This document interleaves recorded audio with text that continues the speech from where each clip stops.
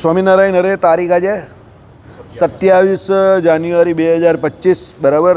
આપણે આ જ્ઞાન પ્રલય કોને કહેવાય, જ્ઞાનને વિશે સ્થિતિ કોને કહેવાય, એ પ્રથમના 24મા વચનામૃતમાં જોઈ રહ્યા છે. ભાઈ, દુનિયામાં જ્ઞાન એક એવો મુદ્દો છે કે જેને વિશે હંમેશા ચર્ચા થતી જ રહી છે.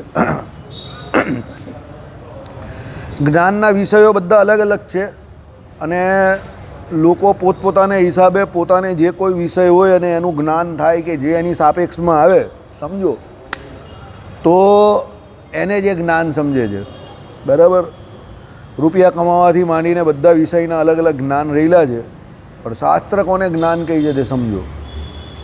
હકીકતમાં જ્ઞાન શબ્દની વ્યાખ્યા શું છે તે સમજો. શાસ્ત્રો યોનિત્વાદ, શાસ્ત્રોની દ્રષ્ટિએ કોને જ્ઞાન કહેવું તો એ તમને વચનામૃતમાં આમાં ખબર પડે કે આત્મા પરમાત્મા સંબંધી યથાર્થ જ્ઞાન.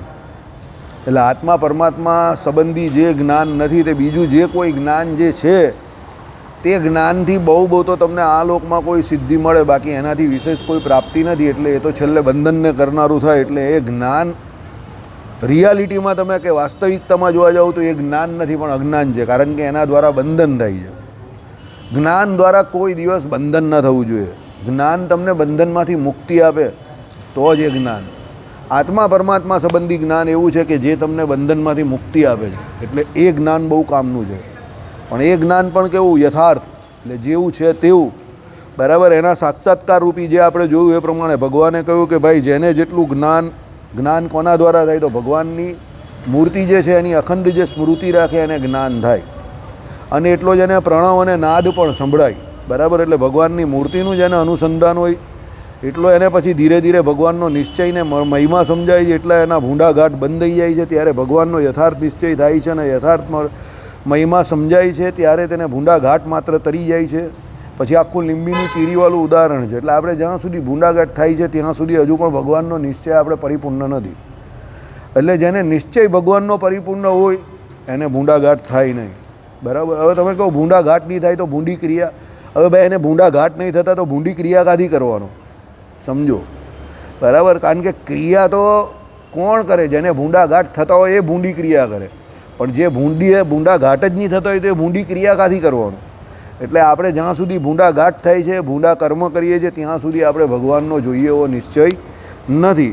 લીંબુની ચીરીવાળું આપણે જોયું કે એ પ્રમાણે એ જીવ જ્યારે મનરૂપ પોતાની દાઢે કરીને વિષયના સંકલ્પરૂપ ચણાને ચાવવાને સમર્થ થતો નથી, ચિત્તરૂપ દાઢીએ કરીને વિષયનું ચિંતન કરવાને સમર્થ થતો નથી, બુદ્ધિરૂપ પોતાની દાઢીએ કરીને નિશ્ચય કરવા સમર્થ થતો નથી, તેમજ અહંકારરૂપ પોતાની દાઢીએ કરીને વિષય સંબંધી અભિમાન કરવા સમર્થ થતો નથી, તેમજ પંચ જ્ઞાનેન્દ્રિયો પંચ કર્મેન્દ્રિયો રૂપ જે દાઢીઓ તે દાઢીએ કરીને ઇન્દ્રિયોના વિષયરૂપ ચણા તેને ચાવવાને સમર્થ થતો નથી. તેને યથાર્થ ભગવાનનો નિશ્ચય ન હોય, જેને ભગવાનનો યથાર્થ નિશ્ચય ન હોય, તેને યથાર્થ મહિમા ન જણાયો હોય, તેના ઇન્દ્રિયોને અંતકરણ તે પોતપોતાના વિષયો થકી યથાર્થપણે નિવૃત્તિ પામતા નથી. અને જે ભગવાનનું સ્વરૂપ છે તે તો માયાના જે ગુણ તે થકી પર છે અને સર્વે વિકારે રહી જ છે, પણ જીવના કલ્યાણને અર્થે મનુષ્ય જેવા ભાસે છે. લોયાના 7મા વચનામૃતનું અહીંયા અનુસંધાન છે. ઇન્દ્રિયોમાં જ્ઞાન હોય, અંતકરણમાં જ્ઞાન હોય અને પછી જીવમાં જ્ઞાન હોય, સમજો. આમાં કહ્યું એ પ્રમાણે કે ભાઈ, જેને ભગવાનનો નિશ્ચય પરિપૂર્ણ થઈ ગયો છે તેના મન, બુદ્ધિ, ચિત્ત અને અહંકાર, એટલે એ 4 અંતકરણ જે છે તે કોઈ દિવસ ભૂંડા ઘાટ ગળે નહીં. મને કરીને ભૂંડા સંકલ્પ નહીં કરે. બરાબર. બુદ્ધિએ કરીને કોઈ દિવસ ભૂંડો કોઈ નિશ્ચય નહીં કરે. ભગવાન સંબંધી નિશ્ચય કરે. મન ભગવાન સંબંધી સંકલ્પ કરે. ચિત્ત ભગવાનની મૂર્તિનું ચિંતન કરે. અહંકાર તે હું ભગવાનનો દાસ છું એવો જ અહંકાર કરે. બરાબર. આ પ્રમાણે મન, બુદ્ધિ, ચિત્ત અને અહંકાર જે કોઈ છે તે બધા અંતકરણ જે છે તે ભગવાન સંબંધી ઘાટ ગળે. પછી આવી 5 ઇન્દ્રિયો. બરાબર. તો ઇન્દ્રિયો જે છે તે બધી સમસ્ત ઇન્દ્રિયોનો જો વ્યવહાર છે તે પણ બધો ભગવાન સંબંધી થઈ જાય. કેમ? એને જે ઇન્દ્રિયોમાં કે અંતકરણમાં જ્ઞાન છે તે જીવમાં રહેલું જ્ઞાન છે, બાકી ઇન્દ્રિયો અને અંતકરણ વસ્તુ થાય તો જળ છે. હવે જો એને જીવમાં ભગવાનનો નિશ્ચય થયો છે તો એના ઇન્દ્રિયો અને અંતકરણ કોઈ દિવસ અવળા ચાલે નહીં, નહીં ને નહીં. કારણ કે ઇન્દ્રિય અંતકરણ જે કોઈ છે તે જીવને અનુવર્તી જ વર્તે છે. જીવથી કોઈ દિવસ ઉલટા ચાલતા નથી. જીવને ગમે એટલું જ તમારા ભગવાને કહ્યું ને મનને ગમે, અને મનને ગમે એ જ પછી એટલું ઇન્દ્રિયો દ્વારા થાય. ઇન્દ્રિયો દ્વારા ન થાય તો મન ઘાટ ગળે, અને ઇન્દ્રિયો દ્વારા થાય તો પછી એ મન એનાથી મજા માને, આનંદ માને. પણ આ બધાનો મૂળ જે કાળક જે છે તે જીવ છે. જેનો જીવ સારો એને કોઈ તકલીફ આવતી નથી. બહુ જોરદાર એક કહેવત છે, जिसको अच्छाई के बारे में कुछ नहीं मालूम उसके सामने अच्छाई करने से कोई फायदा नहीं. સમજો? એટલે જેનો જીવ નબળો છે કે જેના જીવમાં જ બુરાઈ છે, તમે એની સામે ગમે એટલી અચ્છાઈ બતાવો, એનો કોઈ ફાયદો કોઈ લાભ થવાનો નથી. સમજો? હવે તમે એમ કહ્યું કે એના સુખ દુઃખનું કારણ તો ભાઈ એ સુખી કે દુઃખી તો એના કર્મને કારણે હોઈ શકે, પણ એની અચ્છાઈ કે બુરાઈ જે છે ને તે પણ એના જીવને કારણે જ છે. સમજો? સારો માણસ હશે, એનાથી કદાચ કોઈનું ભૂલમાં પણ કંઈ ખરાબ થઈ ગયું હશે ને તો એને એનું દુઃખ થશે, પસ્તાવો થશે, પ્રાયશ્ચિત કરવાનો પ્રયત્ન કરશે, અને પેલાને સામે પાછો વળતો બદલો ચૂકવવાનો એ પ્રયત્ન પૂરેપૂરો કરશે. તો એ સારા વ્યક્તિની નિશાની છે. તો સારા વ્યક્તિ સામે અચ્છાઈ કામની છે. ખરાબ વ્યક્તિ જોડે તમે બેસો અને ભેંસ આગળ ભાગવત જેવી વાત છે. એને તમારી અચ્છાઈ બાબતમાં કંઈ સમજ જ નહીં પડવાની. તમે સારું કરશો તો પણ એને સમજ નહીં પડવાની. એને એમાં એમ જ લાગશે કે આમાં આનો કંઈ સ્વાર્થ હશે. અને તમે એને સારા શબ્દનું વર્ણન કરશો કે સારી ઘટના વિશે સમજાવશો તો પણ એ સમજી શકશે નહીં, કારણ કે એના જીવમાં જ અચ્છાઈ નથી. સમજો? તો તમે શું સમજાવવાના એને? એટલે ભગવાન અહીંયા એ જ કહ્યું છે કે જીવમાં નિશ્ચય હશે તો ઇન્દ્રિય અંતઃકરણ પણ એ પ્રમાણે એને અનુવર્તી જ વર્તશે. એટલે ભગવાને હંમેશા કહ્યું છે કે ભાઈ ઇન્દ્રિયોને જે વિષય ગમે છે તે વસ્તુ તો એ તો જીવને જ ગમે છે. ઇન્દ્રિયો તો એને અનુવર્તી વર્તી રહેલા છે. સમજો કે અંતઃકરણ એને અનુવર્તી વર્તી રહેલા છે. જેને જે જીવને નથી ગમતું એ ઇન્દ્રિયો એ તરફ જતી જ નથી. અહીંયા પેલો ઈંડા બનાવે છે, આમલેટ બનાવે છે, તો આપણામાંથી કોઈ પણ જાય તેને એવી કંઈ ઈચ્છા થઈ છે કે એને સૂંઘી લઉં. એની આગળ આખી પેલી આ રામપુરવાળી ગલી હવે આખી બગડી ગઈ છે, નોનવેજ થઈ ગઈ છે, તો તમને કોઈ દિવસ એવી ઈચ્છા થાય જ કે અહીંયાથી સૂંઘતો જાઉં? તમને ઉલટી એ ગલીને એવોઇડ કરવાની ઈચ્છા થાય કે અહીંયાથી નથી જવું, બીજે રસ્તેથી ચાલો. પણ જે ખાતા હશે ને એ ત્યાંથી જતા હશે તો એના ઇન્દ્રિયો અંતઃકરણ એ તરફ ખેંચાતા હશે, કારણ કે એના જીવને ગમે છે. સમજો? એટલે જે જીવને ગમતું હોય ને એ બાજુ ઇન્દ્રિય અંતઃકરણ થાય. આપણે એમ કહીએ કે ભાઈ મારાથી આ નહીં છૂટતું ને મારાથી પેલું નહીં છૂટતું, તો એમાં મારાથી નહીં છૂટતું એમાં જવાબદાર કોણ છે? તો આપણે પોતે જ છે, કોઈ બીજો જવાબદાર નથી.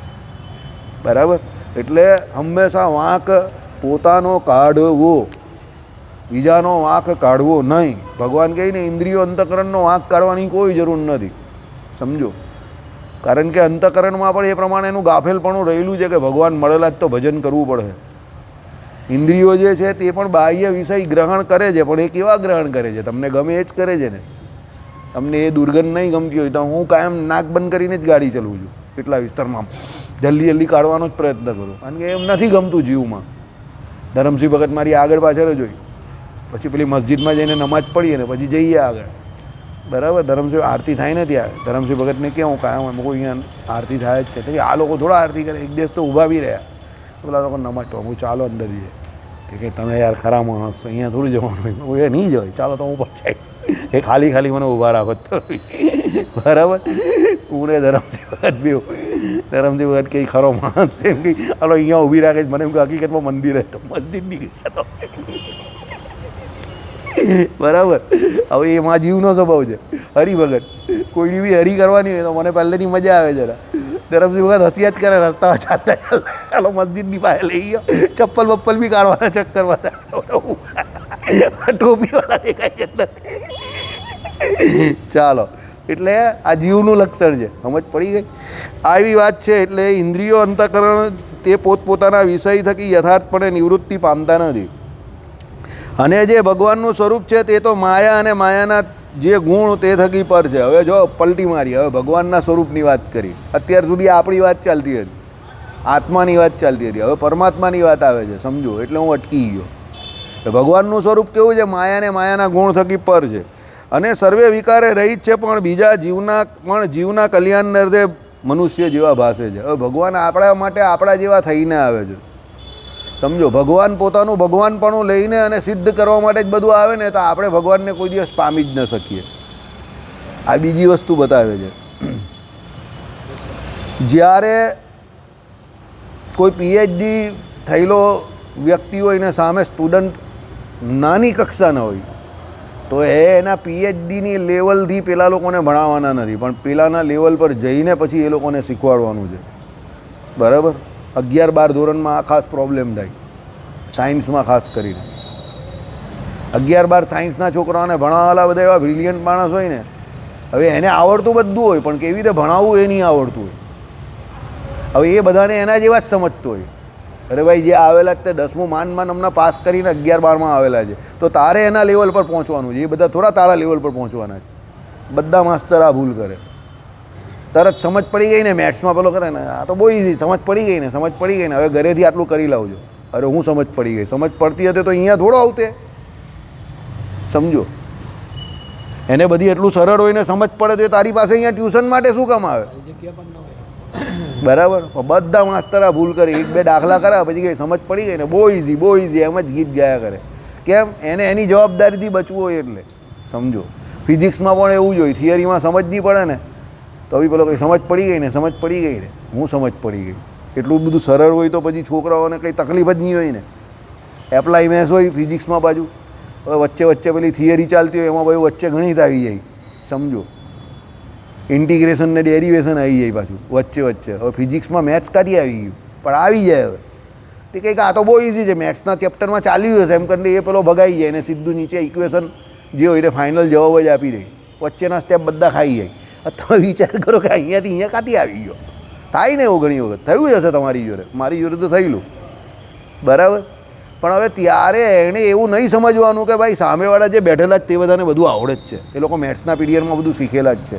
તારા ફિઝિક્સમાં એ એપ્લાઇડ મેથ્સ આવેલું છે ને, તો તારે એને કમ્પ્લીટ આખું જે હતું તે સોલ્વ કરીને બતાવવાનું છે. That's why you are there. સમજો, તમે ત્યાં એટલે જ છો કે તમારે એને સરળ કરવાનું છે ને. બરાબર? ભગવાને આ પ્રમાણે સૃષ્ટિની રચના કરી છે ને ભગવાન એ પ્રમાણે પોતે વર્તે છે કે ભાઈ ભગવાન જે છે તે ભગવાન બનીને જ જો બધી વાત કરે તો પછી આપના ઓળખિયામાં કઈ રીતે આવે? ભગવાન તો બહુ મોટા છે. સમજો, પણ ભગવાન જ્યારે અહીંયા આવે છે ત્યારે મનુષ્ય જેવા ચરિત્રો કરીને મનુષ્ય જેવી જ વર્તણૂક કરે છે જેને કરીને આપણે ભગવાનને વિશે હેત થાય. આપણે થાય કે ના, આ તો આપણા જેવા જ છે, સહજતાથી થાય. બાકી ભગવાન કંઈ ભગવાન બનીને જ બેસી રહી તો પછી તો આપણા તો કોઈ ચાન્સ જ નહીં રહી. પેલું વિશ્વરૂપ ભગવાને બતાવ્યું અર્જુનજીને. અર્જુનજીએ શું કહ્યું?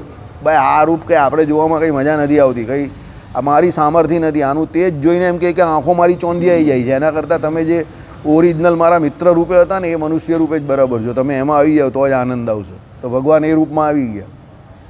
આ વસ્તુ દરેક મોટા વ્યક્તિએ સમજવાની બહુ જરૂર છે ખાસ.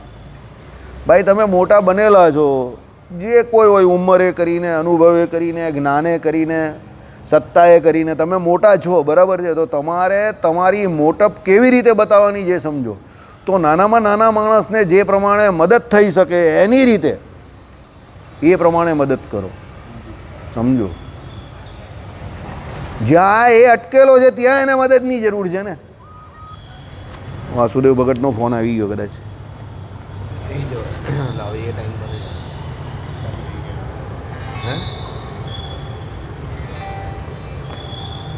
વાસુદેવ ભગત જ છે. જા ભાઈ જીગર, હા કઈ જઈ જવું? જવા દે ધરાધર જવા દે. બધું ખબર. બરાબર? અહીંયા કંઈ નથી ને, પેકેટ બધું આપી દે છે અહીંયાથી ભાઈ. સમજો, એટલે કહેવાનો મતલબ સમજા. મોટા માણસની મોટપ કેમાં છે? એને ખબર છે કે એને ભગવાને કંઈ કૃપા કરેલી છે જ્ઞાન બાબતમાં કે વસ્તુ બાબતમાં કે જે કંઈ બાબતમાં. તો જેને એની જરૂર છે એને બહુ ઇઝીલી સપ્લાય કરવાનું છે. એ મોટાની મોટપ છે ને. બરાબર? પછી એને પેલાને ગાજર આપીને તડપાવ્યા કરે, રોજ બોલાવ્યા કરે, ઓ ટાઈમ નહીં મળતો ને આને તેને બધા બહાના કાઢે. પેલો બિચારો કંટાળી એટલો જાય છેલ્લે કે મુખમાં આયા નથી જોઈતું. હવે એનો ક્રેઝ એને ઘટી જાય. જેને જે વસ્તુની જરૂર જ્યારે છે ત્યારે એ મળે ને તો સમજો એને એની સુખની અનુભૂતિ થાય. પછી સુખની અનુભૂતિ નહીં થાય. 10 વર્ષના છોકરાને માની જરૂર જેટલી હોય એટલી પછી 20 ને 25 વર્ષના જરૂર તો ખરી જ આખી જિંદગી, પણ 10 વર્ષના છોકરા સુધી એને માની જરૂર બહુ હોય. એ છોકરાને 10 વર્ષની ઉંમર સુધી જે કોઈ શુભ સંસ્કારોનું સિંચન કરવાનું તે બધું માતા દ્વારા થાય. હવે જેને માતા ભાગ્ય કરીને મળેલી છે જેને છે એને એની કદર નથી, પણ જેને નથી મળી અને જ્યારે એ જોઈ અને વિચાર કરે કે મને આટલી બધી વસ્તુ ન મળી, ત્યારે એને ખબર પડે કે પેલાને આ બધું સહજતાથી એટલે મળ્યું કે એની પાસે એની માતા છે અને એ એની બરાબર શુશ્રૂષા કરે છે. સમજો બરાબર. 25 વર્ષની ઉંમરમાં નોકરી કે ધંધો હોય અને એ જોરદાર ચાલે 50 વર્ષ સુધી અને પૈસા આવે તો એ કામના. પછી પેલો 70 વર્ષે એની પાસે રૂપિયા આવે તો શું કામમાં આવે? ઠીક છે, રૂપિયા આવ્યા એટલું કામમાં, એ શું વાપરવાનું એને? કાં વાપરવાનો? મૂકીને મરી જવાનો 10-15 વર્ષમાં. બરાબર. પછી શું કરવાનું એને? સમજો. એટલે બધું જે કામ જે છે ને એ સમયસર થવું ને, બસ અહીંયા જ ભાગ્ય રોલ. ભાગ્યનું કામ આ જ છે, આ જ ભાગ્ય છે. જ્યોતિષશાસ્ત્રનો એક નિયમ છે, ઉચ્ચ ગ્રહની કે સારી દશા જુવાનીમાં આવે એ ભાગ્યશાળી. બાળપણથી જુવાનીમાં 55-60 વર્ષે આવે એ ભાગ્યશાળી. એ લોકો એટલા નહીં કહેતા કે પછી એનું જીવન બધું કંઈ ઠીક, એમ કંઈ કામનું નહીં. એટલે બધા એમ જ કંઈ કોઈ પણ જ્યોતિષ કે જેને એમ કહે કે જુવાનીમાં એમ કંઈ સારી દશા આવી જાય, એના રૂપિયા પૈસા ધન દોલત બધું એની પાસે ઓટોમેટિક આવી જાય, બધું સેટ થઈ જાય અને 50 વર્ષની ઉંમર સુધીમાં એના છોકરા દીકરા દીકરી બધું પરણી પણ જાય. બરાબર. 7 વાગ્યા સુધી જે વ્યક્તિ મારી જોડે હતા એની જોડે એ બરાબર સિદ્ધાંત લાગુ પડે છે. એમની 51 વર્ષની ઉંમર હતી ત્યાં સુધી ગુરુની દશા ચાલતી હતી. ધનનો ગુરુ છે એમને. એમના દીકરો પણ પરણી ગયો, દીકરી પણ પરણી ગઈ, સમાજમાં પ્રતિષ્ઠા પણ સારી છે, બધું સારું જ છે. સમજો. કારણ કે ગુરુની દશા આવે કેટલા વર્ષ? 18-19 વર્ષની દશા આવે વિસ્તોતરીમાં. 31 વર્ષે શરૂ થાય પેલા ને 50 વર્ષ, તો 31 થી 50નો જ મેઇન સમય છે જીવનમાં. એટલે એ ભાગ્ય. બીજો પહેલાં 25 વર્ષ સુધી તો કોઈ બી સંઘર્ષ જ કરતો હોય, પછી ધીમે ધીમે સેટ થાય તો 30 વર્ષ તો થઈ જ જાય ને આમ પણ. એટલે જ્યોતિષશાસ્ત્ર શું કહે કે એ બરાબર તમને 25 થી 50 વર્ષની ઉંમરમાં 60 વર્ષની ઉંમર સુધીમાં શુભ ગ્રહની દશા સારી આવી જાય, બરાબર તમારું કામ થઈ ગયું આખી જિંદગીનું. પછી ભજન કરવાનું. પૈસાની દશા આવે, બરાબર, એ બરાબર 18 વર્ષ રહે. એટલે 50 થી 68 વર્ષ સુધી શું કરવાનું? ભલે ભજન કરવાનું. સમજો. એટલે ભાગ્યશાળી વ્યક્તિ કોણ છે, કેવી રીતે છે, એના પેરામીટર તો ખબર હોવા જોઈએ ને પહેલાં તમને, કે ભાગ્યશાળી હુ ઇઝ ભાગ્યશાળી. તમને એના પેરામીટર જ ખબર નહીં તો કેવી રીતે ભાગ્યશાળી કહ્યું? એ તો મેં તમને કહ્યું એ પ્રમાણે કે 2 ટાઈમનું જેને જમવાનું મળી જાય એ પણ પોતાની જાતને ભાગ્યશાળી સમજતો હોય. અને બીજો એક એવો વ્યક્તિ છે કે જે રોજ 2000 માણસને જમાડતો હોય તો પણ એને ઓછું લાગતું હોય કે ના હજુ કંઈ મજા નથી આવતી. સમજો. કુંભ સ્નાન કરવા ઘણા બધા જવાના, પણ જે હેલિકોપ્ટરમાં જતો હોય તે કહેતો હોય કે ના ભાઈ આપણે તો હેલિકોપ્ટરમાં ગયા ભાઈ, ભલે 71,000 વાળી ટિકિટ લઈ શકીએ જ બિંદાસ, કોઈ ચિંતા નથી. હવે 71,000 જો સમયસર વાપરી શકતો હોય, એની એટલી જીગર પણ હોય. સમજો. મેઇન વસ્તુ એની જીગર છે. હોય તો ઘણા બધા વ્યક્તિ પાસે 71,000 રૂપિયા, પણ જો એ સમયસર એ 71,000 રૂપિયા વાપરીને પ્લેનમાં જઈ શકતો હોય અને પાછો આવી શકતો હોય અને ત્યાં ડૂબકી મારી શકતો હોય તો મારી દ્રષ્ટિએ ભાગ્યશાળી. એને એના રૂપિયાનો સદુપયોગ કર્યો. દેખ કે મોકા મારા ચોકા. સમજો.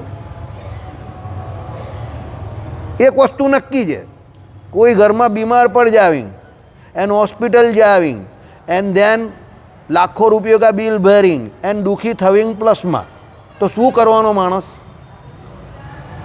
દુર્ભાગ્ય કરીને પૈસા ખર્ચશે ને, પણ પેલો 71,000 આપીને ત્યાં જાય છે. એટલે હું એને ભાગ્યશાળી કહું છું. બરાબર. મદન પટેલ કહે છે વિમલ, પૈસા કમાવા કરતાં પૈસા ક્યારે વાપરવા અને કેવી રીતે વાપરવા એ બહુ બુદ્ધિનું કામ છે. યાદ રાખજો. કમાવા તો છે જ બુદ્ધિનું કામ કે ભાગ્યનું કામ, પણ વાપરવા કા એ બુદ્ધિનું કામ. બરાબર.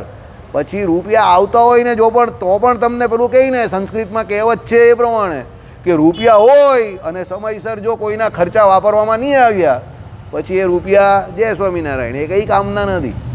સમય પર કામમાં હોવા જોઈએ તો એ કામના, એ ભાગ્યશાળી. સમજો.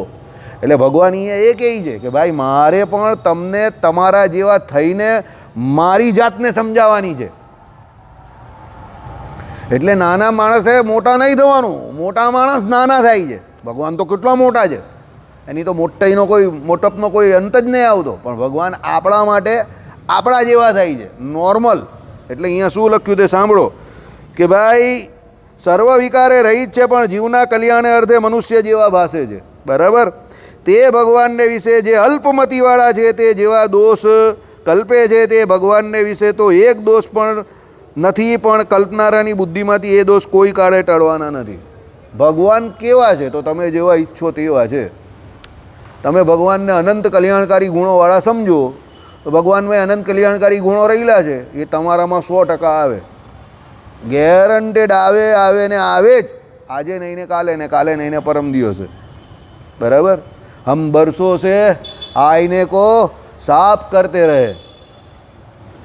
શું?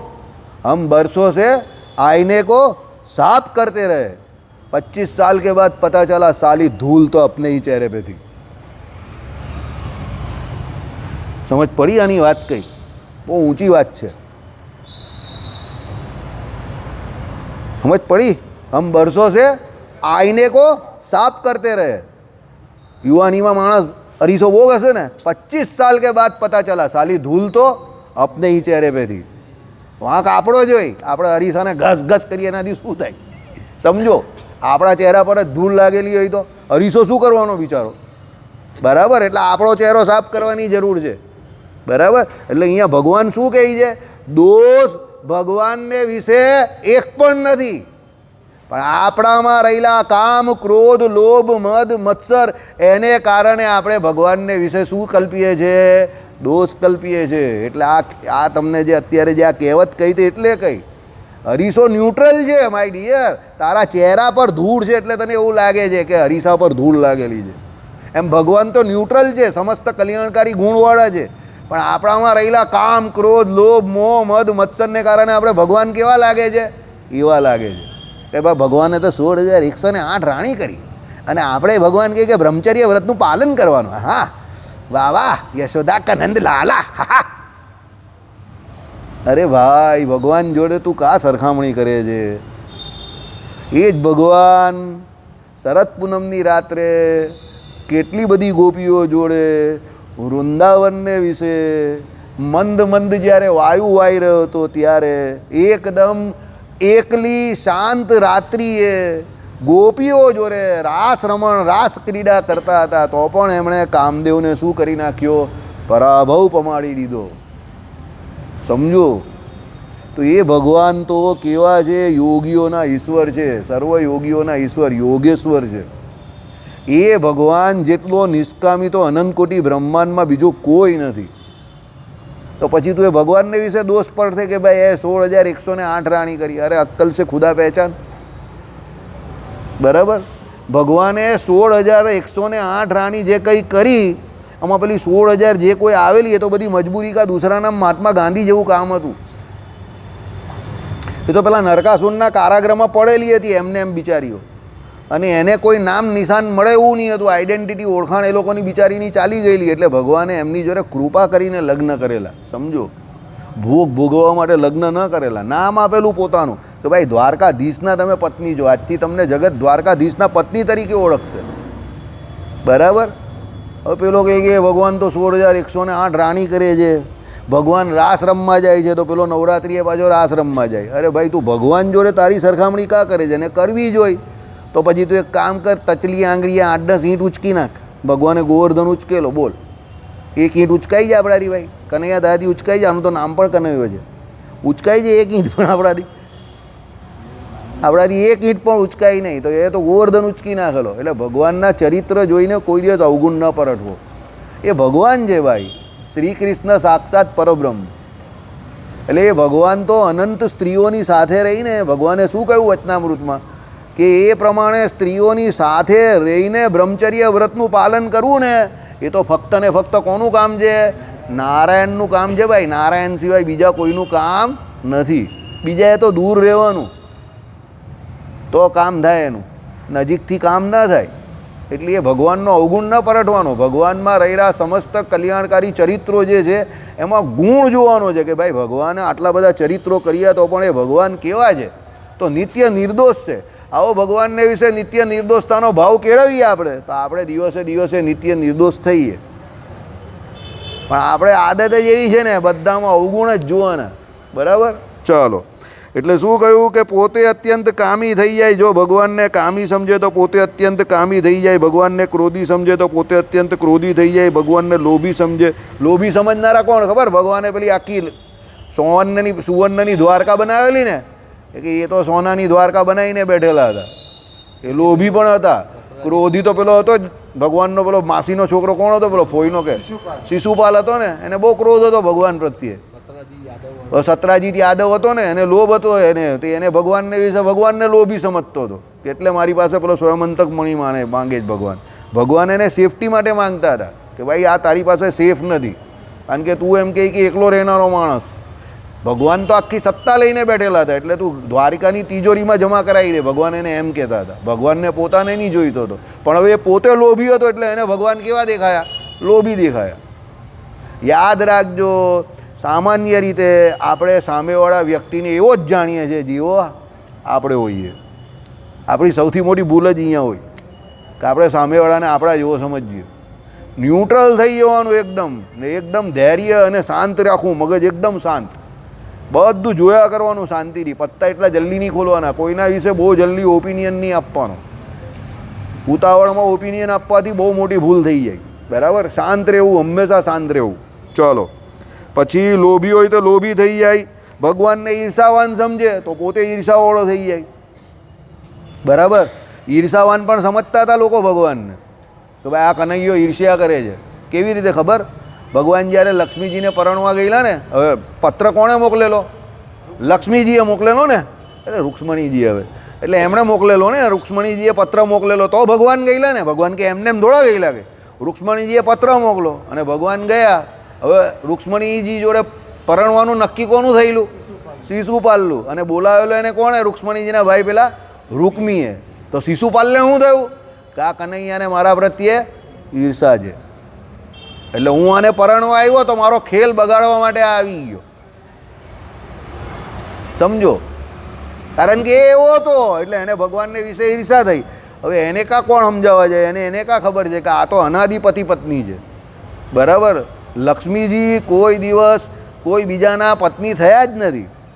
ઉમા પાર્વતીજી શક્તિ કોઈ દિવસ શિવજી સિવાય બીજા કોઈના પત્ની થયા જ નથી. સમજો, એ પોસિબલ જ નથી કે એ થાય કોઈના પણ પત્ની. સમજો? તો પછી તમે વચ્ચે આવી જાઓ તો પછી શું થાય? ગરબડ જ થાય ને. સમજો? જ્યારે રામચંદ્ર ભગવાન ધનુષ ભંગ કરવા ગયેલા ત્યારે અમુક રાજાઓ હતા ને જેનાથી ધનુષ હલે એવું ન હતું ને, એ જે દેવી જીવ હતા ને એ લોકો ત્યાંથી ચાલ્યા ગયેલા. સમજો? એ લોકોને થયું કે હવે આમાં કોઈ ભગવદ ઈચ્છા નથી. જે દેવી ક્ષત્રિયો હતા એ ચાલ્યા ગયેલા, પણ જે આસુરી જીવ હતા એણે શું કરેલું તે તમને ખબર છે. અને એ આસુરી જીવને ભગાવવા માટે જ કોણ આવેલું? પરશુરામ આવેલા. સમજો? એક એક ઘટના જે કોઈ ઘટેલી હોય ને એના અનુક્રમ પાછળ જે પાત્ર આવે ને એની પાછળ કોઈને કોઈ સ્ટોરી હોય. એ આસુરી જીવ હતા એટલે પરશુરામજી આવેલા. જે દેવી હતા પહેલાં એ લોકોને થયું કે હવે બટ નેચરલ છે કે તમને કોઈ આમંત્રણ પહેલાંના સમયમાં તો આવી રીતે બધું જાહેરમાં થતું હતું સ્વયંવર, એટલે બોલાવેલા. તો એ લોકો ગયા. પછી એ લોકોને થયું કે આ તો શિવજીનું ધનુષ છે, આપણાથી ખસવાનું નથી, હલવાનું નથી, કંઈ થવાનું નથી, તો પગે લાગીને નીકળી ગયા. સમજો? એવા પણ હતા લોકો, પણ એની ચોખવટ એટલે નહીં થતી કે એના કોઈ વક્તા એના વિશે વાત એટલે નહીં કરતો. સમજો કે પોઝિટિવ વ્યક્તિ હતા એટલે કોઈ વાત નહીં કરે. એવા બિચારા ચાલ્યા ગયા, સીધા હતા, એ લોકો નીકળી ગયા. એવા લોકો હોય જ. એક વસ્તુ યાદ રાખજો, દુનિયામાં જ્યાં ખરાબ લોકો હોય ત્યાં સારા લોકો પણ હોય જ. બરાબર? એક યોગીએ કોર્પોરેટ જગતની જેમ એડવર્ટાઇઝ કરી નાખી 144 વર્ષ પછી કુંભ સ્નાન. ભારતના દરેક હિન્દુના ઘરમાંથી 1 કે 2 કે 3 જણાએ કુંભ સ્નાન કરવા અત્યારે જવું છે. ભારતના દરેક ઘરમાં હશે અત્યારે હાલત. આ જ વાત થતી હશે. કોઈ ગયું, કોઈ જશે, કોઈ ગયું, કોઈ જશે. કોણ જવાનું? કેવી રીતે જવાનું? તો સમજો? એક માણસ, ધ મેન બિહાઇન્ડ પ્રોડક્ટ. યાદ રાખજો. પેલાનું એવું જોરદાર કવરેજ, મીડિયા કવરેજ રોજ કંઈ ને કંઈ મીડિયા પર ચલાવતો જ રહે. કોર્પોરેટ વર્લ્ડમાં આ ભાઈ જ્યારે 13-14 તારીખે ગયા ત્યારે શાંતિ હતી, પણ આ ભાઈ આવ્યા આગ લાગી ગઈ ત્યાં 15-16 તારીખ પછી. સમજો? Man behind product. યાદ રાખજો. યોગીજીનું જોરદાર પ્લાનિંગ, એની વ્યવસ્થા. આગ લાગી 22 મિનિટમાં ઓલવી નાખી. સમજો, લોકોને થયું કે ના બધું બરાબર ચાલે છે, એવરીથિંગ ઇઝ પરફેક્ટ, ઓકે. સમજો, વિશ્વાસ બેસી ગયો કે ના જવું જ છે કુંભ સ્નાન કરવા. કુંભ સ્નાન નથી થતા, કેટલા બધા કુંભ સ્નાન થાય, પણ આટલી બધી પબ્લિસિટી કોઈ દિવસ થઈ છે? મેન બિહાઇન્ડ પ્રોડક્ટ, યાદ રાખજો. અચ્છાઈ અને બુરાઈ બંને સાથે જ ચાલતી હોય. આપણે એવું લાગે કે બહુ બુરાઈ છે, બહુ બુરાઈ છે, અચ્છાઈ પણ આવે જ, બરાબર. વિરોધ પક્ષે પહેલાં બહુ વિરોધ કર્યો, હવે એ લોકોને પણ લાગ્યું આમાં વિરોધ કરવા જેવું નથી, નહીં તો આપણે વાંકા ચૂકા થઈ જઈશું. એટલે શાંત થઈ ગયા, બધા બોલતા બંધ થઈ ગયા. અખિલેશ, મુલાયમનો છોકરો. એ તો કહેવાનો મતલબ શું છે? મેન બિહાઇન્ડ પ્રોડક્ટ, યાદ રાખજો. એ ન જાય તો જ સારું. ચલો, એટલે ભગવાનને ઈર્ષ્યાવાન સમજે તો પોતે ઈર્ષ્યાવાન થઈ જાય છે, અને થઈ જાય છે એ આદિક જે દોષ ભગવાનને વિશે કલ્પે છે તે તો જેમ સૂર્ય સામું ધૂળની ફાંટ ભરીને નાખીએ ને પોતાની આંખમાં પડે છે, તેમ ભગવાનને વિશે જે જાતનો દોષ કલ્પે તે દોષ દુઃખ દે છે, અને પોતાનામાં ગમે તેવા આ જો આપણે સાંભળવા જેવું છે, અને પોતામાં ગમે તેવા ભૂંડા સ્વભાવ હોય ને જો ભગવાનને અતિશય નિર્દોષ સમજે તો પોતે પણ અતિશય નિર્દોષ થઈ જાય છે. આ ભગવાન શ્રી હરિનું સ્ટેટમેન્ટ છે, સર્ટિફિકેટ છે ભગવાન શ્રી હરિનું. યાદ રાખજો, પોતાનામાં ગમે એટલા અવગુણ હોય તમારામાં, પણ ભગવાનને નિત્ય નિર્દોષ સમજો ને તો ધીરે ધીરે તમારા બધા દોષ તળી જાય. આ અનુભવ વાત છે. તમારામાં જેટલા પણ દોષ હોય એ દોષને આપણે સ્વીકારી લેવાના, મનથી સ્વીકારી, દિલથી સ્વીકારી લેવાના કે મારામાં દોષ છે. અને બીજું શું સ્વીકારવાનું? કે આ બધા મારા દોષ ભગવાન દૂર કરશે, કારણ કે ભગવાનમાં એ કોઈ દોષ નથી. તો ધીરે ધીરે ધીરે ધીરે એક એક કરીને બધા દોષ તમારા જતા જાય. જેનાથી વહેલા નહીં ઉઠાતું હોય ને એણે આ પ્રયત્ન કરવાનો. યુવા અવસ્થામાં જરા વહેલા ઉઠવાનો પ્રોબ્લેમ થાય, એણે હંમેશા આ પ્રયત્ન કરવાનો. રોજ રાત્રે સૂઈ જાય ને તો ભગવાનને કહીને સૂઈ જવાનું કે મારે વહેલા ઉઠવું છે, મારે વહેલા ઉઠવું છે. તમે તો સદા કાયમ જાગતા જ રહો છો. તમારી ધીરે ધીરે ઊંઘ ઉડતી થઈ જશે. પહેલાં 6 વાગે, પછી 5:30, પછી 5, એમ કરીને તમે વહેલા ઉઠતા થઈ જશો. સમજો, અનુભવ સિદ્ધ વાત છે આ બધી. ધીરે ધીરે નિદ્રા ઉપર તમારું નિયંત્રણ આવતું થઈ જશે, બરાબર. કારણ કે મને ખબર છે આ સભામાં એવા ઘણા માણસ હશે જેનાથી વહેલા ન ઉઠાતું હશે, બરાબર. નામ નહીં આપીશું કોઈનું, હું આપતો જ નથી કોઈ દિવસ. Nothing personal, just business. શ્રીપતિમ શ્રીધરમ સર્વદેવેશ્વરમ ભક્તિ